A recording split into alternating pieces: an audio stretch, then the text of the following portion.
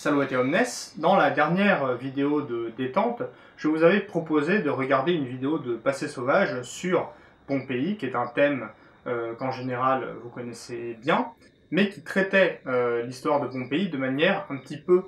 différente de celle dont on a l'habitude de l'avoir traitée, c'est-à-dire pas centrée exclusivement sur sa destruction, mais ça restait donc, la vidéo de Passé sauvage, une vidéo centré sur la Pompéi historique et archéologique, précisément. Pour cette nouvelle vidéo de pause, je vous propose de continuer sur la thématique de Pompéi, mais encore une fois, de l'aborder selon un angle qu'on n'a pas l'habitude de voir, et qui est lui-même très différent de celui qui a été adopté par Passé sauvage, puisque justement, si la vidéo de Passé sauvage s'intéressait à la Pompéi vraiment archéologique, pour s'éloigner justement un peu du mythe de la Pompéi, ville prospère, détruite violemment à son apogée, cette fois justement on va s'intéresser avec un autre vidéaste qui est l'homme littéraire, que vous allez reconnaître tout de suite puisqu'il s'agit de la personne qui joue Marcus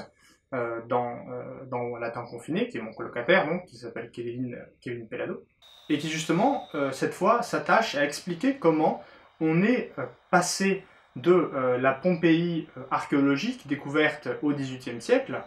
à justement un mythe de Pompéi, de la Pompéi justement détruite, avec une image très romantique en fait de Pompéi, qui est un mythe qui a été en fait construit dans la littérature, puisque il montre dans cette vidéo que Pompéi, au-delà d'être simplement un site archéologique, est vraiment devenu une espèce d'objet littéraire qui a inspiré donc les poètes, les écrivains, les dramaturges, un peu tout le monde, et jusqu'aux cinéastes justement,